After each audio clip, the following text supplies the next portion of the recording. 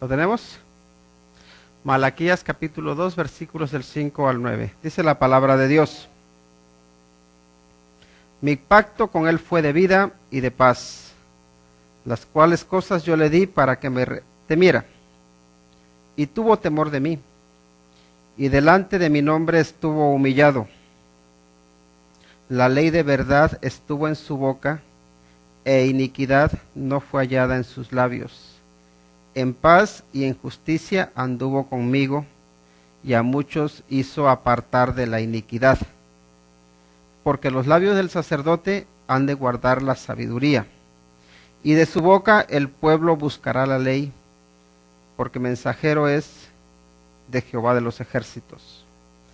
Mas vosotros os habéis apartado del camino, habéis hecho tropezar a muchos en la ley, habéis corrompido el pacto de Leví, dice Jehová de los ejércitos. Por tanto, yo también os he hecho viles y bajos ante todo el pueblo, así como vosotros no habéis guardado mis caminos, y en la ley hacéis acepción de personas. Vamos a orar. Padre, en el nombre de Cristo Jesús, te rogamos porque tú abras nuestro corazón, nuestro entendimiento, y que nos des un espíritu humilde para recibir tu palabra y obedecerla. Por favor, Señor, te pedimos que tú hables a nuestra vida, pues te lo rogamos en el nombre de Cristo Jesús. Amén.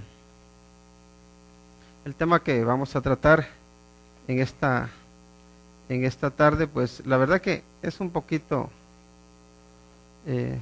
sencillo, haciendo referencia a lo que acabamos de leer del pacto que hizo Dios con Leví. Entonces es pacto de Dios con Leví. Y no nos vamos a quedar allí en el pacto que Dios hizo con Leví. Cuando estamos hablando de pacto de Dios con Leví, no estamos diciendo que Dios haya hecho un pacto con Leví como persona, sino con su descendencia. Y recuerdan que ahora estuvimos leyendo ahí en Números capítulo 3, donde vemos cómo Dios llama a los hijos de Leví, a los descendientes de Leví, y dice, porque ustedes son míos, dice, y los he escogido para hacer una función especial, una obra especial. Y en el pacto de Dios con Leví, en primer lugar, que pues vemos que es un pacto, que es un pacto de vida y es un pacto de paz. Y es lo que nos dice el versículo 5. Dice, mi pacto con él fue de vida y de paz. Dice, las cuales cosas yo le di para que me temiera. Y la pregunta es, cuando Dios hace un pacto con la gente, con las personas, ¿se quiere beneficiar él o quiere beneficiar al ser humano? Y creo que es razonable pensar en que Dios no quiere beneficiarse, porque entre otras cosas él no necesita de nosotros, pero sí tiene misericordia de nosotros. Entonces el pacto que Dios hace con cualquier ser humano es un pacto en el que el hombre es beneficiado. Pero también Dios pone condiciones en su pacto, ¿no? Tiene expectativas.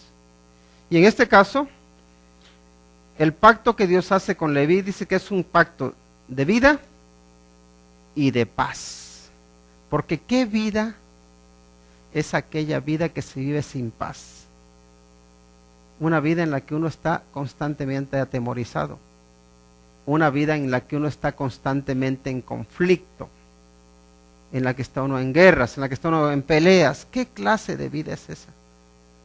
Se dan cuenta que la gente suele buscar la felicidad, ¿verdad? Y por todos sitios la gente quiere buscar la felicidad. Hace poco veía a ¿cómo se llama? Jorge Bucay, que es muy conocido, un psicólogo muy conocido por hablar o instruir a la gente por medio de relatos de cuentos, ¿no? Entonces mucha gente le hacía preguntas y lo que le preguntaban es, ¿cómo puedo ser feliz? Y bueno, yo no estoy aquí para criticar a nadie, pero pero no vi en las respuestas, en ninguna respuesta encontré la palabra paz. Pero saben que si no hay paz uno no puede ser feliz. Si no hay paz, uno no puede sentirse completo. No puede uno sentirse lleno, no puede uno sentirse seguro.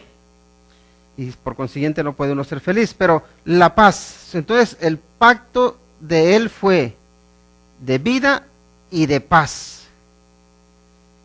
Y me gusta que ahí la palabra vida, ese pacto de vida, no solamente se refiere a que él daría vida en este caso a los descendientes de Leví, sino que el pacto sería un pacto vivo, un pacto que permanecería vivo. ¿Y cómo iba a permanecer vivo? Por medio de los herederos, por medio de los descendientes de Leví. Por consiguiente, podemos decir que ese mismo pacto que Dios hace con Leví es el mismo pacto que tiene con los sacerdotes o con los levitas que están sirviendo aquí en el libro de Malaquías después de muchos años. Y Dios espera que el pacto que él hizo con Leví, que para muchos es que el pacto que hizo en el pasado, ¿no? Que ese pacto siga estando vivo, vigente. Igual que, por ejemplo, tenemos nosotros el nuevo pacto, ¿no? En la sangre del Señor Jesucristo. Y es un pacto de vida, es un pacto de paz, porque en Cristo tenemos vida y en Cristo tenemos paz. Pero es un pacto vivo, ¿por qué? Porque nosotros debemos, de alguna manera, en ese pacto, cumplir con las expectativas que Cristo tiene de nosotros. Ahora, ¿para qué hizo este pacto aquí Dios con Leví? Dice, las cuales cosas yo le di, ¿para qué? Para que me temiera. El pacto de vida, más bien que Dios le da vida, le da paz, le da esas dos cosas para que le tema. Y entonces uno se pregunta, dice, pero bueno, ¿me das la vida para que yo viva con miedo? ¿Dios nos da la vida, nos da la paz para que vivamos con miedo? ¿O el temor al que él se refiere aquí es algo distinto? Y es distinto, porque el temor del que está hablando tiene que ver con honrar, tiene que ver con agradar, tiene que ver con obedecer, tiene que ver con poner en práctica la palabra de Dios, es decir, con tomársela en serio. Entonces ese pacto de vida y paz que le da es para que en este caso los descendientes de Leví vivieran en su temor, es decir, que vivieran sabiamente, para que vivieran aborreciendo el mal, porque el principio de la sabiduría es el temor a Jehová, ¿no? Y el apartarse del mal es la inteligencia.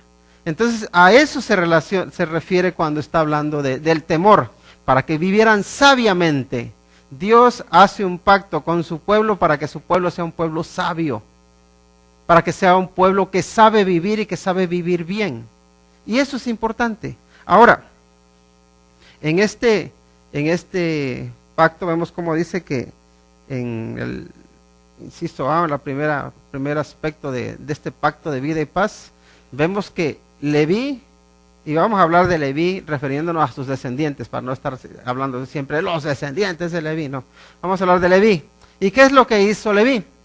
Primero vemos que Leví tuvo temor de Dios, dice, y tuvo temor de mí. Ahí continúa en el versículo 5, dice, y tuvo temor de mí.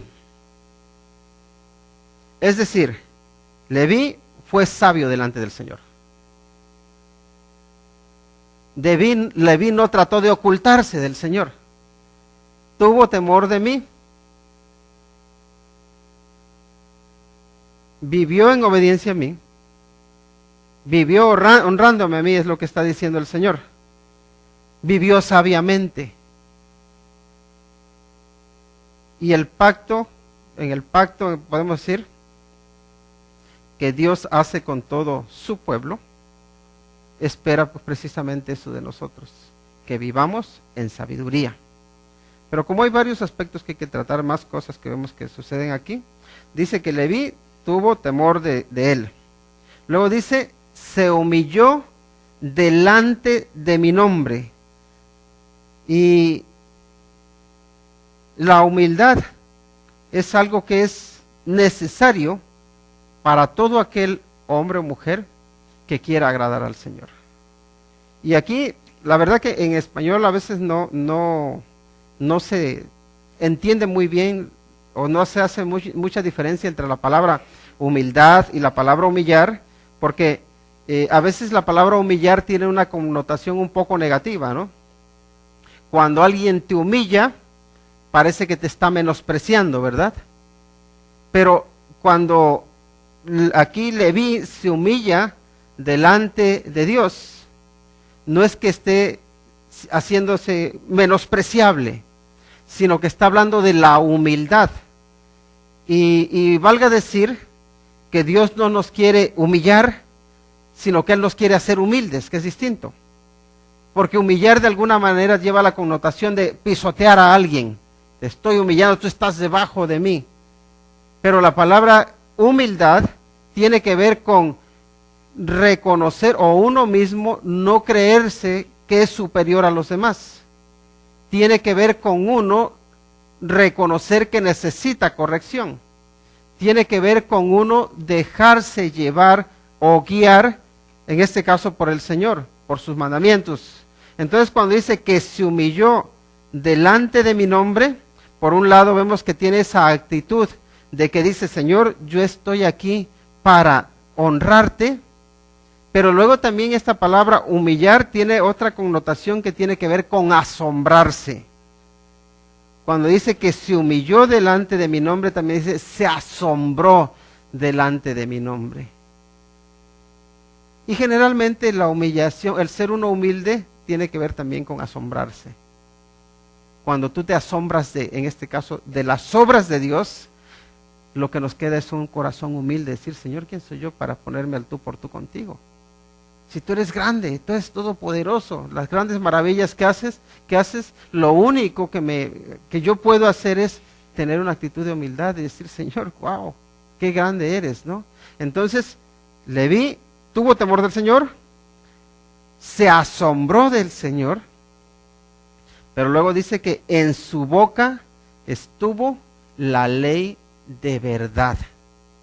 Es decir, que Leví lo que hizo fue utilizar la ley, pero la ley de Dios.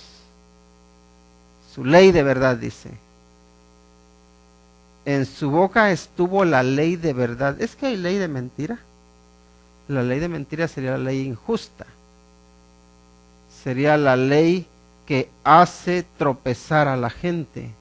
Que también hay leyes así. Pero la ley de verdad es la ley que te da libertad. La ley que te lleva a Cristo. Y en su boca estuvo la ley de verdad. No engañaba, no maltrataba, no utilizaba la falsedad o la mentira para poner lazo a sus semejantes. Y ahora vamos a llegar al punto en que eso es lo que se esperaba de los sacerdotes, de los levitas, que en ellos estuviese la ley de verdad. La pregunta es, ¿qué se espera de nosotros? ¿Qué se espera de los cristianos? Cualquier persona que sepa que eres cristiano, ¿qué espera de ti? Que seas una persona que le da igual la palabra de Dios, o que seas una persona con buen testimonio. ¿Espera que te comportes igual que todo mundo? ¿O espera que seas de buen testimonio? La gente, aunque ellos no sean creyentes, si tú les dices que tú eres cristiano, inmediatamente van a esperar de ti que tengas una moralidad alta, que seas una persona que dice la verdad, que seas una persona que no defrauda, que seas una persona sincera, que seas una persona en la cual se puede confiar. ¿No suele ser así?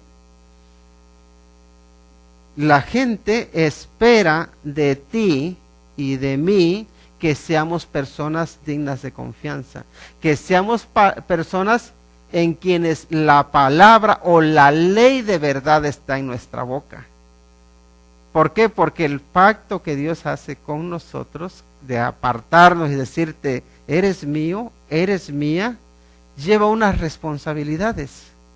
Y estamos viendo que aquí lo que está haciendo Malaquías es decir todas las cosas correctas que hicieron los sacerdotes y los levitas, podemos decir antes de los sacerdotes con los cuales está tratando aquí en Malaquías.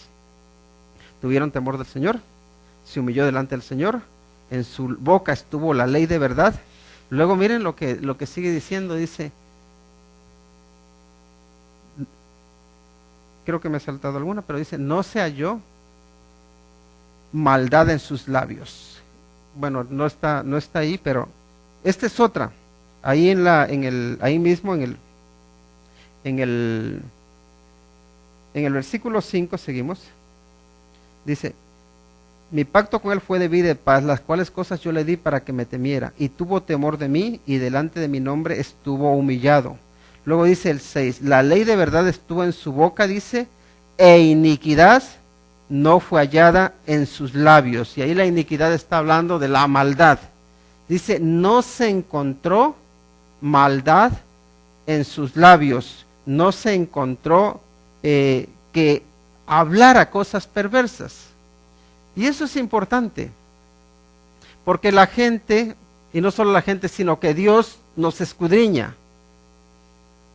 Y si queremos ir un poco más allá de que solamente la gente nos vea y que incluso Dios nos ve, sabemos que hay un punto en que se nos tomará cuenta lo que hemos hablado, lo que hemos dicho, ¿no? ¿Recuerdan lo que dijo el Señor Jesucristo?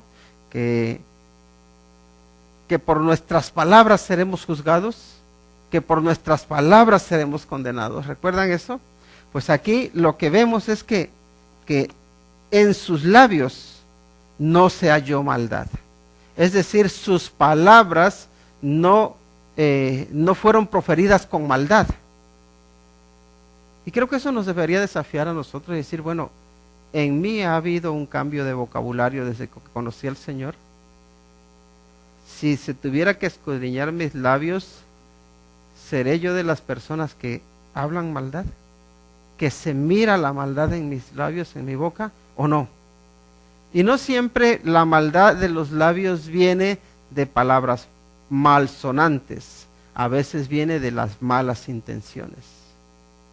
Porque a veces así somos, malintencionados, que decimos cosas suavecitas, pero con unas segundas intenciones que sabemos que van a herir. El siguiente aspecto es que caminó con Dios en paz y justicia. Y esa palabra me gusta, ¿no? Cuando dice caminó con Dios. Porque eso significa que tuvo que no se desvió. Significa que iba a la par con Dios. Significa que se dejó guiar por Dios. Significa que tuvo en cuenta a Dios en su vida. El caminar con Dios implica un día a día. El caminar con Dios implica ir paso a paso con Él. No implica que tú no te le quieres adelantar a Dios. Implica que no te quedas atrás y que esperas que te vaya jalando. El caminar con Dios implica una vida de santidad.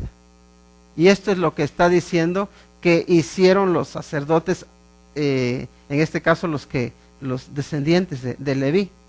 Luego, algo más. Dice, hizo apartar de la iniquidad a muchos. Hizo apartar de la iniquidad o de la maldad a muchos. Y eso no se supone, no es esa una de las, podemos decir, de las tareas más preciosas que podemos lograr en esta vida. Hacer que una persona se aparte del mal. No te da paz, alegría, gozo, saber que tu vida sirve para que otros se arrepientan, que tu ejemplo sirve como ejemplo para otros. Miren lo que hizo aquí, lo que estamos hablando de Leví, de sus descendientes, ¿no? Miren lo que hizo aquí, dice, hizo apartar de la iniquidad a muchos. Es decir, que influyó para que muchas personas que estaban perdidas se encontraran, para que muchos que andaban en las tinieblas vinieran a la luz. Se puede decir que rescató a muchos del infierno. Y la pregunta es, ¿qué tan útiles somos nosotros en el pacto al cual Dios nos ha llamado para rescatar a la gente del infierno? Y sí, del infierno les estoy diciendo. No es que nosotros los salvemos, pero Dios utiliza tus palabras, tu testimonio, para que otras personas vengan de estar en un estado de perdición a estar en un estado de salvación.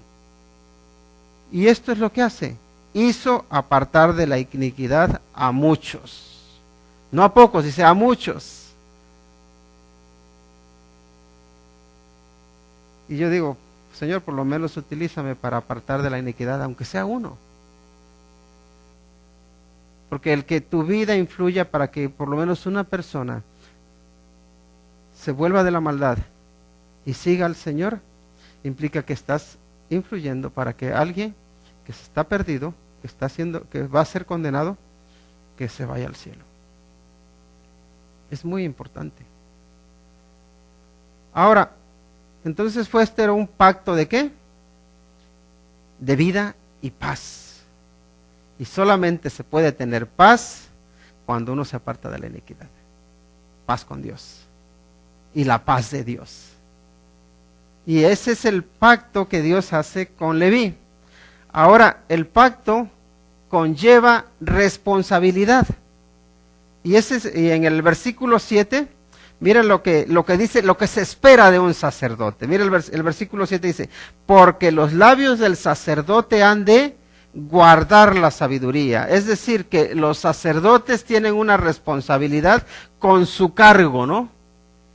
Y de hecho, cada uno de nosotros sabemos lo que es tener responsabilidades. A cada uno, en el lugar donde se le pone, se espera que de él haya, que cumpla con unas funciones.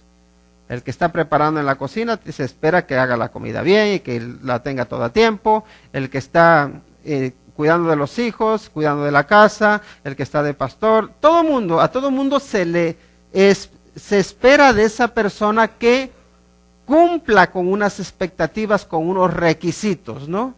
Entonces aquí les está diciendo que del sacerdote se espera que sus labios guarden la sabiduría. Y ese es un desafío tremendo. Que mis labios guarden la sabiduría.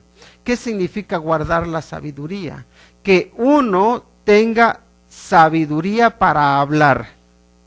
Sabiduría para dar un consejo, sabiduría para instruir. Y para que haya sabiduría es necesario tener un corazón sabio. ¿Por qué? Porque de la abundancia del corazón va a hablar la boca. Y si nosotros tenemos un corazón que no es sabio, ¿saben qué va a pasar en nuestros labios? Nuestros labios no van a guardar la sabiduría. Lo que nuestros labios van a tener es necedad. Entonces se espera que el sacerdote o que los labios del sacerdote guarden sabiduría. Que cuando los abra, salga sabiduría. También será punto de referencia para el pueblo. ¿Por qué? Porque buscará el consejo de Dios en sus labios. Y fíjense, cuando estaba leyendo este versículo, miren cómo dice, y de su boca el pueblo buscará la ley. Entonces es como que aquí está el sacerdote de pie y el pueblo anda caminando y se encuentra con cualquier situación, con un problema, un conflicto con alguien. Entonces dicen, ahora, ¿qué dice la ley? Entonces se dirigen hacia el sacerdote y dicen, háblanos, ¿qué dice Dios sobre esta cosa? Sobre este problema, sobre esta situación. Y entonces el pueblo dice, de alguna manera, el sacerdote podemos decir que es como un poste, que están ahí todas las palabras, o más bien que su estilo de vida es un estilo de vida que refleja lo que Dios quiere que el hombre sea. Y entonces toda la gente que va alrededor o a su alrededor lo mira y espera que le hable. Y espera que cuando le hable, le diga palabras que son palabras de Dios. Ahora, si pensamos en nosotros como cristianos, ¿qué espera la gente de nosotros? ¿Buscará la gente que tú le hables la ley de Dios? ¿No deberíamos ser nosotros también referencias para la gente? ¿Referencias para este mundo?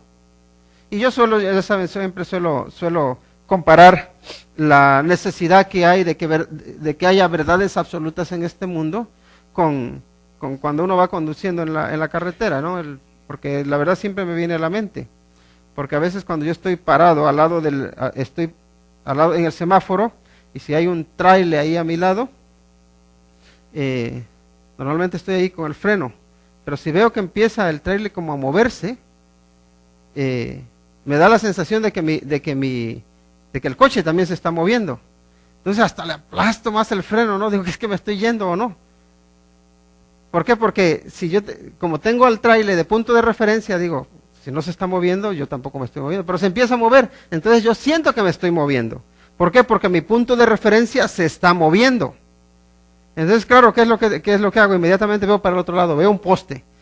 Digo, yo estoy aquí, no se está moviendo el poste, yo tampoco, porque está en la misma situación, y digo, no me estoy moviendo. Pero a veces tenemos esa sensación de que nos estamos moviendo, ¿verdad? Pero no nos estamos moviendo.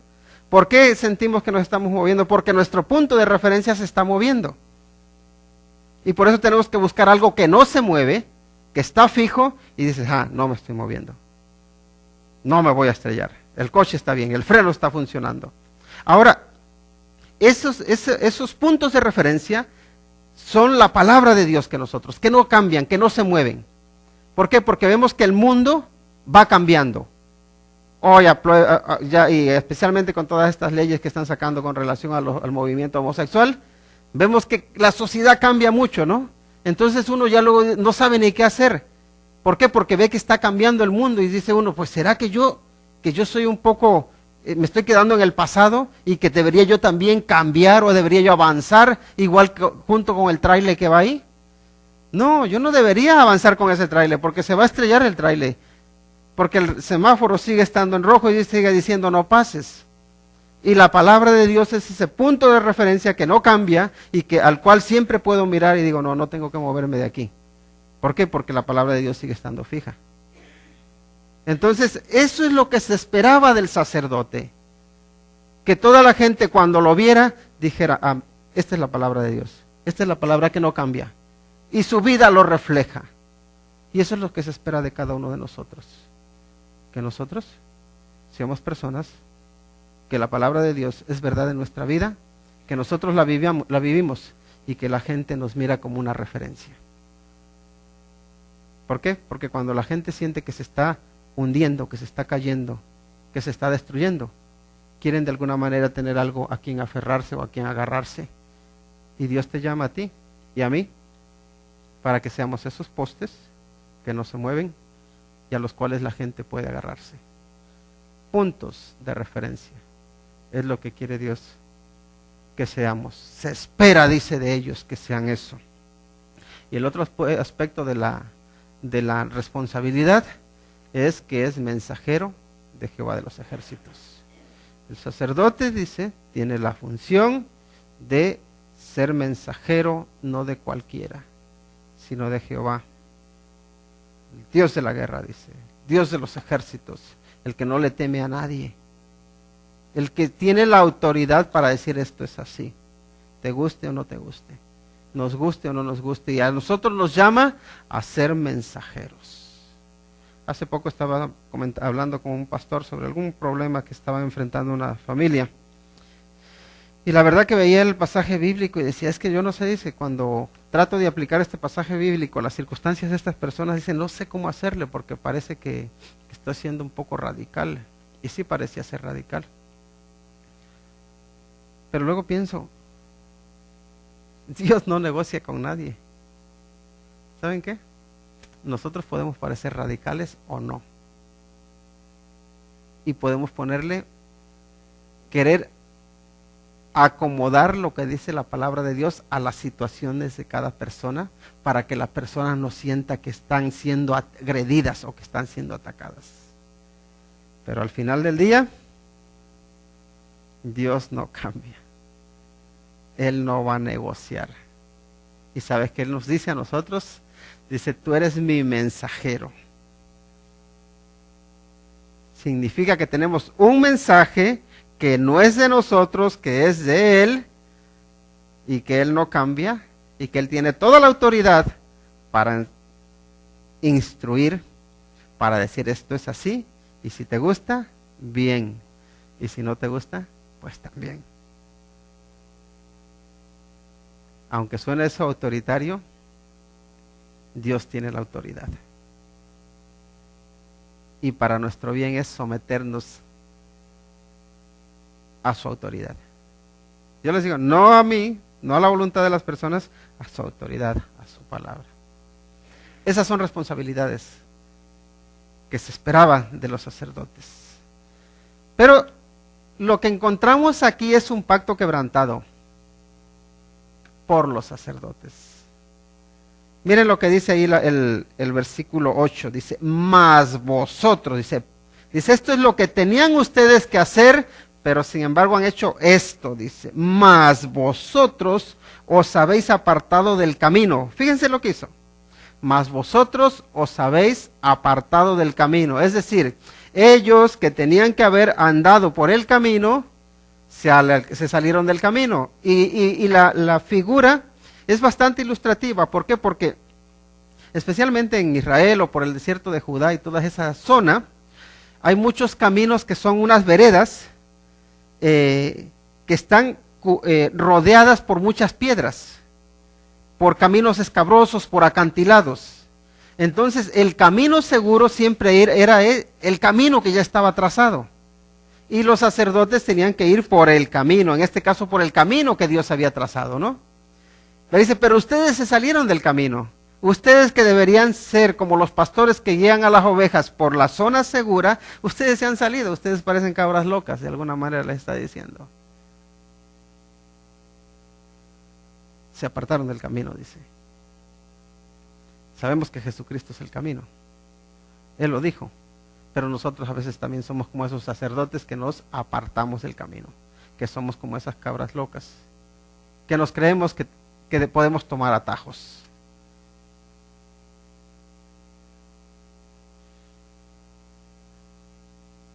Por aquí hay muchas veredas, ¿verdad? Y va uno para el bosque, por donde sea, a veces que voy a correr y me encuentro muchas veredas. Y está la vereda donde se supone que va seguro, ¿no? Pero luego también hay muchos lugares que parecen como vereditas, pero te das cuenta que no son el camino, que son de alguna manera caminos falsos, ¿verdad? Que lo único que van a hacer es perderte. Entonces uno tiene que seguir la vereda principal, el camino, lo que es el camino que está hecho. Porque si se sale uno del camino, pues lo menos que te puede suceder es que te pierdas, ¿no? Luego te puedes encontrar con un barranco o con peligros. Y aquí lo que Dios espera de nosotros es que andemos en sus caminos. El pacto lo quebrantaron porque se apartaron del camino. Y apartarse del camino del Señor, apartarse del Señor Jesucristo es quebrantar su pacto, ¿no? Pero también cuando uno se aparta del camino, y esto no lo solemos pensar, pero también hace uno tropezar a muchos. Dice, hicieron tropezar a muchos. Y el Señor Jesucristo fue especialmente fuerte contra los fariseos, contra los escribas, porque ellos eran tropezadero para el pueblo, porque ellos de alguna manera se paraban a la puerta y ni entraban y ni dejaban entrar a los que querían entrar. Y saben que a veces nosotros nos pasa eso, y es triste que a veces nosotros somos los que hacemos que tropiece mucha gente, y no necesariamente los lejanos, a veces hacemos que tropiecen nuestros hijos. Y debemos cuidarnos de eso. ¿Por qué? Porque nosotros a veces con nuestra infidelidad, con nuestra inconstancia, con apartarnos del camino, hacemos que otros se desvíen. Y los sacerdotes, claro, son los que la gente confiaba en ellos, ¿no? De que ellos sabían por dónde había que ir. Así que lo que hacía la gente era seguirles. Y como ellos se desviaban del camino, pues toda la gente también se desviaba del camino. Y tenemos aquí a una sociedad que está perdida, una sociedad que la verdad menosprecia a Dios porque no conoce a Dios. Pero por otro lado, si nos damos cuenta, a veces nosotros mismos somos igual de culpables que estos sacerdotes, porque hacemos que se aparten del camino, incluso nuestros seres queridos. ¿Por qué? Por nuestra frialdad, por nuestra falta de compromiso. Y también quebrantaron el pacto, ¿por qué? Porque dice que corrompieron el pacto de Leví. Habéis corrompido el pacto de Leví, dice otra vez Jehová de los ejércitos. ¿Y qué es corromper? La palabra, la corrupción, ¿qué es? La comida que cuando se corrompe, ¿qué le pasa? Ya no sirve para nada, ¿verdad? Bueno, sí sirve para algo, sirve para enfermar. Cuando se corrompe algo es porque se pudre. ¿Y saben qué? Lo bueno, aunque sea muy bueno, puede echarse a perder. Tenemos ropa que se estropea, zapatos que se estropean, comida que se estropea. Pero también tenemos habilidades que se estropean. Tenemos gente que tiene la habilidad para muchas cosas. Muy buenos deportistas que por no practicar el deporte se estropean. Buenas cocineras o buenos cocineros que por no cocinar se estropean.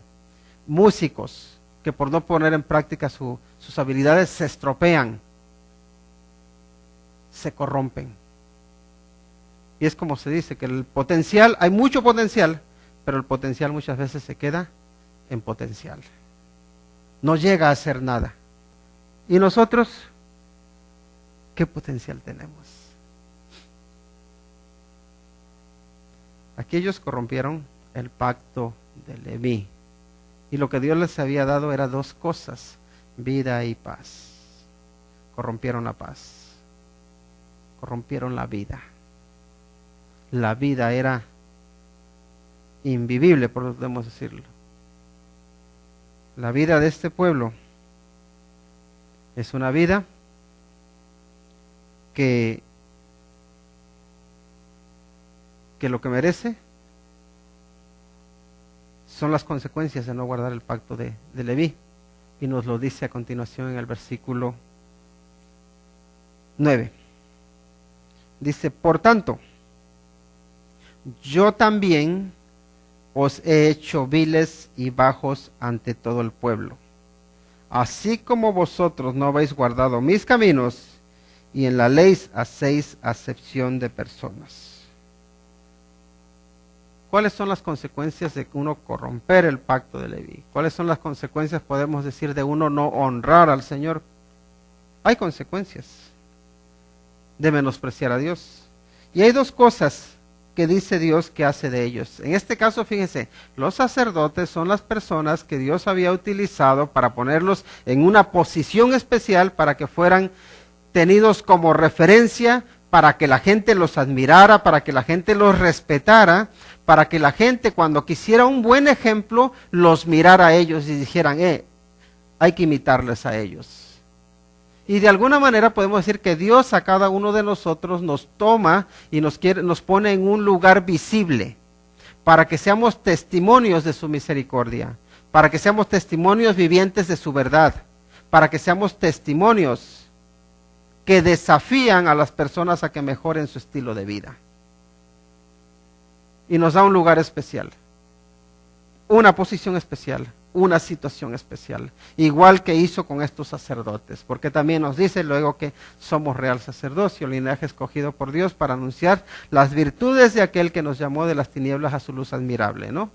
Eso es lo que dice que somos nosotros. Entonces Dios nos pone en un lugar especial.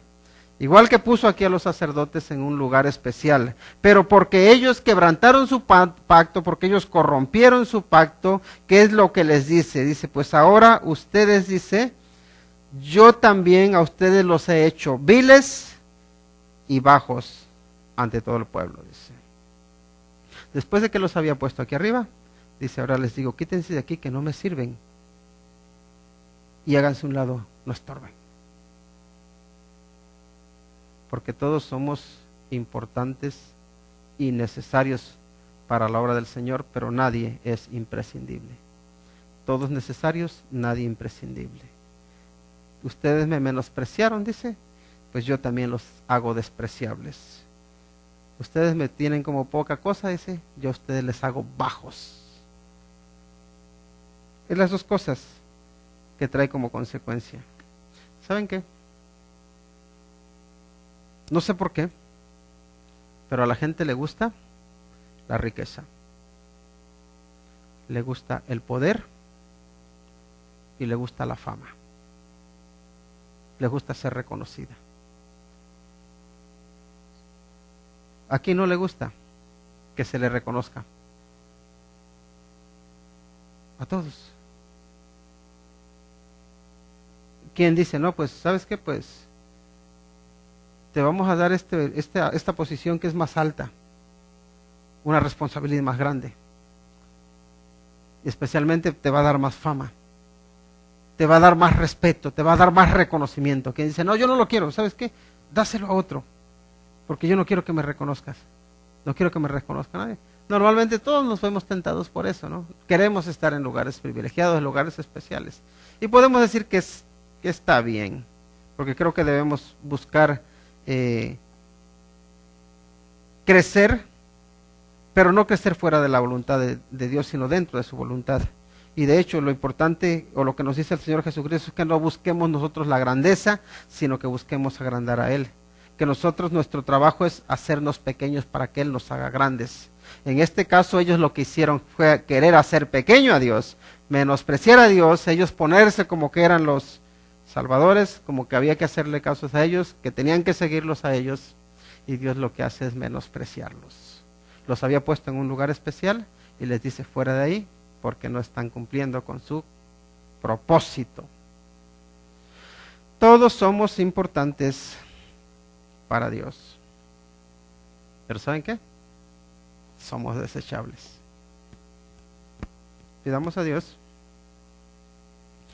que nos utilice para su gloria, para su honra, que no se canse de nosotros y que nos dé la oportunidad de seguir siendo útiles para Él, porque Él se lo merece, que podamos ser fieles, que no seamos de los que corrompen su pacto, sino de los que le honran. Vamos a orar. Dios Santo, gracias te damos por el privilegio que tú nos das de poder ser desafiados por tu palabra. Primero vemos, Señor, que tú llamaste la atención a los sacerdotes porque no estaban actuando bien, y luego les presentaste un modelo de lo que es actuar bien, Señor. Tú les mostraste, Señor, que ha habido quienes han vivido en tu temor, quienes te han honrado, quienes han sido humildes, quienes hablan la verdad, quienes no tienen maldad en sus labios, quienes practican la paz, la justicia, que hacen que se aparten de la iniquidad. Muchos, Señor. Ese es el ejemplo que tú les pones a estos sacerdotes. Tú luego, Señor, les hablas de las expectativas que tú tienes de cada uno de nosotros. Pero también, Señor, luego les hablas de la realidad. La realidad que era cruda y cruel, pero que estaba ahí. Y era que ellos no te agradaban porque te eran infieles. Y, Señor, nosotros no queremos ser así. Nosotros queremos agradarte porque somos fieles a Cristo Jesús, nuestro Señor y Salvador, por medio del cual te damos la gloria y la honra. Recíbela, Señor, porque te la ofrecemos en el nombre de Cristo Jesús. Amén. Que el Señor les bendiga.